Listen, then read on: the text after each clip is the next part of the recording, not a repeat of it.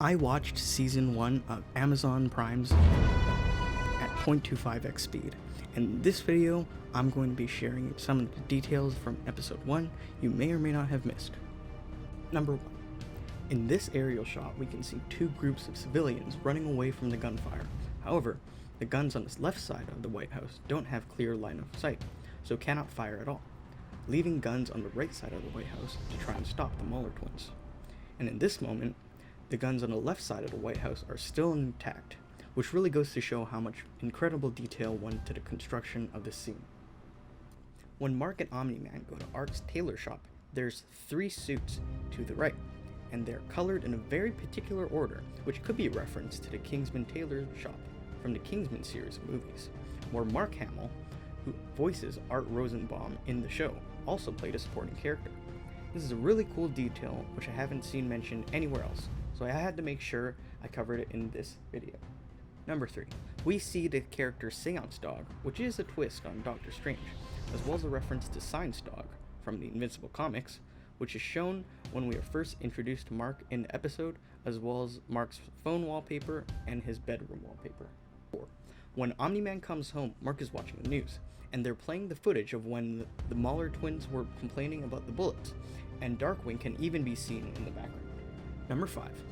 When Omni-Man takes his wife out to a restaurant across the world, we can see that as he's flying in this frame, he's actually carrying Debbie, while in real time it just looks like a blur. Number 6.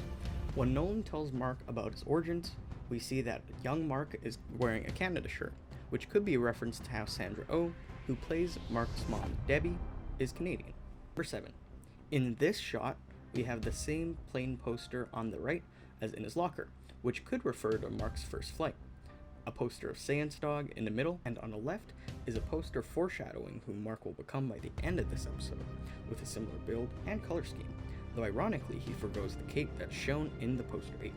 Whenever Mark is in his house, he's always wearing socks, and in this next scene, we see that Debbie is wearing slippers and Nolan is also wearing socks.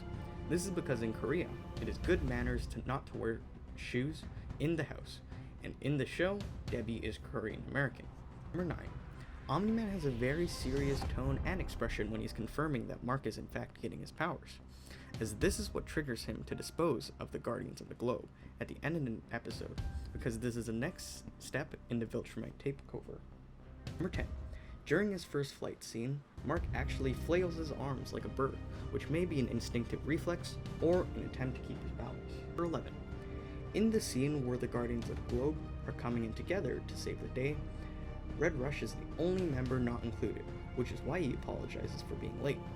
This is a common trope for Scarlet speedsters such as himself and the Flash from DC. Number 12.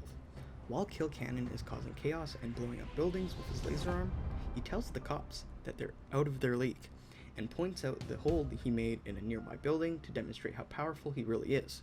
And literally seconds later, Mark comes in and uses him to punch a hole through a building, which really was a great way to show us how powerful Mark really is. 13.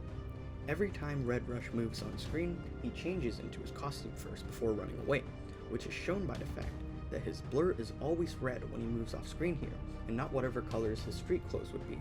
Number 14. When the Wish.com vulture fighting Immortal is threatening to blow up the city, we can see that right as the Wish.com vulture foolishly closes his eyes before going on his villainous, Syndrome-esque monologue, Immortal actually takes the detonator, and he no longer has it in the shot where the vulture is getting thrown into space. Number 15. When Martian Man is training with the homeless girl, his weakness is clearly shown morphing towards his chest area, where an important organ may be located, like his heart, which we later see Omni-Man take advantage of in their final battle. Number 16. In the beginning of the fight, Omni-Man goes directly for Immortal's head first, as he's the biggest threat, and eventually he ends up getting it by the end of the fight. Number 17. Every time somebody gets hit by War Woman's mace, we can see flecks of the material coming off of it, showing just how hard they're hitting because this battle is a matter of life and death. Number 18. Darkwing would have been the last to arrive, and since they were discussing what the alert was about, they simply assumed it was him that signaled the alert, as the only information their watches give them is the fact that an alert has been signaled, not who signaled it or what the emergency is. If the Guardians had used better tech than literal pagers, maybe they'd still be alive. But what are your thoughts? What else do you want to see me cover in the future? Let me know with a comment down below. Hopefully you found out about some new details today. Thanks for watching this video, drop a like and subscribe, and I'll see you in the next one.